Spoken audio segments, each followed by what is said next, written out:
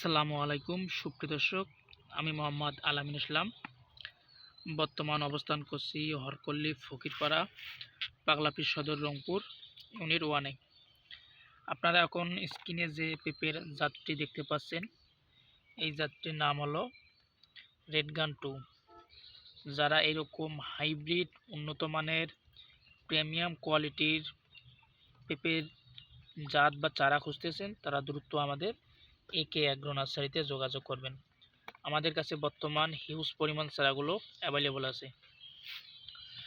আপনারা যারা দীর্ঘদিন ধরে পেঁপে চাষ করতে চাচ্ছেন বা পেঁপে লাগাতে চাচ্ছেন, কিন্তু ভয়ের কারণে লাগাতে পারছেন না, তারা আমাদের সাথে যোগাযোগ করতে পারেন।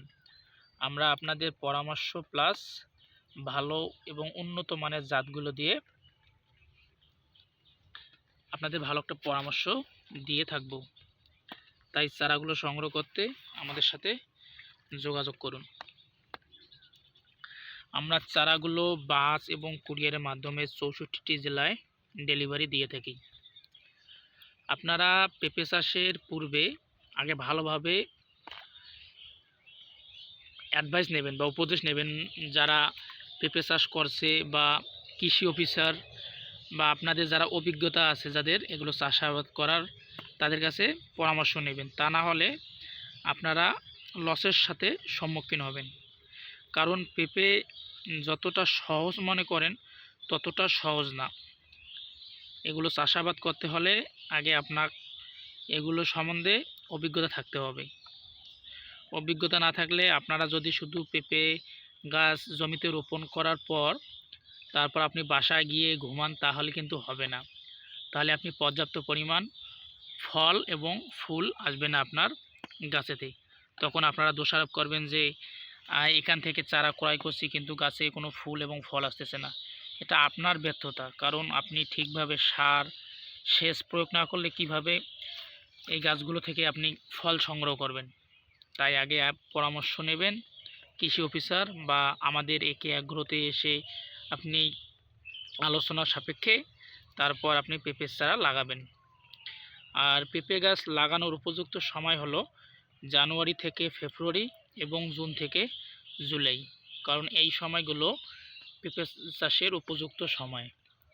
এই সময় পেঁপে লাগালে আপনারা ভালো একটা প্রফিট পাবেন। কারণ বর্তমান বাজারে পেঁপের কাঁচা পেঁপেগুলো 40 টাকা কেজি।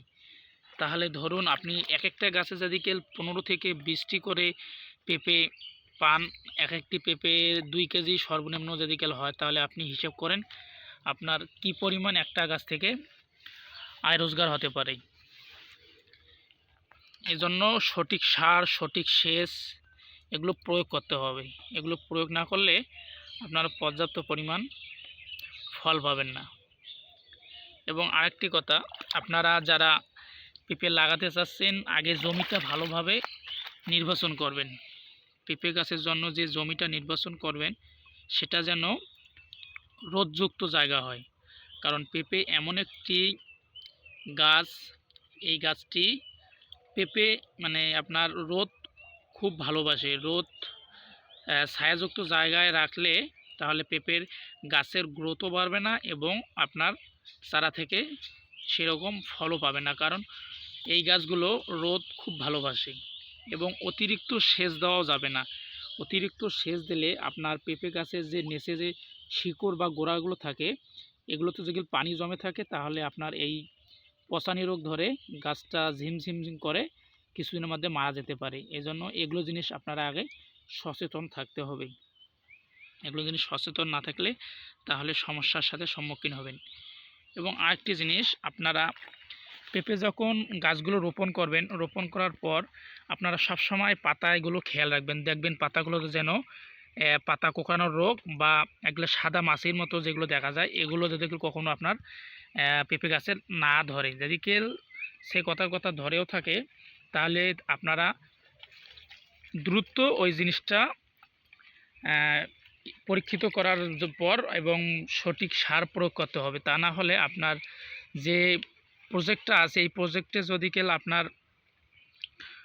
ফুল ধরে যাবে, মানে প্রত্যেকটা গাছে ধরে যাবে। প্রত্যেকটা গাছে ধরলে তাহলে আপনার ওই বাগানটা নষ্ট হয়ে যাবে। কারণ এই রোগটির নাম হলো মিলিবাগ। এই মিলিবাগ এমন একটি রোগ, এই রোগটা ছত্রাকনাশক রোগ। একটি গাছ থেকে আরেকটি গাছে যাবে, এই আরেকটি গাছ থেকে আরেকটি গাছে যাবে, এরকম করে যদি আপনার প্রত্যেকটা গাছে যায় তাহলে আপনার লক্ষ টাকার প্রজেক্ট এক নিমিষে নষ্ট হয়ে যেতে পারে। তাই এগুলো জিনিস সব সময় খেয়াল রাখতে হবে। আপনারা যেমন বাচ্চা কাচ্চা মানুষ করলে খোঁজ খবর না নিলে বাচ্চা কাচ্চা নষ্ট হয়ে যায়, সেই রকম আপনার পেঁপে গাছগুলো একটা বাচ্চার মতনই। যদি আপনারা সঠিকভাবে সার, সঠিকভাবে যত্ন না নেন তাহলে পর্যাপ্ত পরিমাণ ফুল ও ফল আসবে না এবং পর্যাপ্ত পরিমাণ আপনার আয় রোজগারও হবে না, তাহলে লসের সম্মুখীন হবেন। এগুলো জিনিস খেয়াল রেখে তাহলে আপনারা পেঁপে লাগাবেন। ধন্যবাদ, সবাই ভালো থাকবেন, সুস্থ থাকবেন, আবার দেখা হবে ইনশাল্লাহ।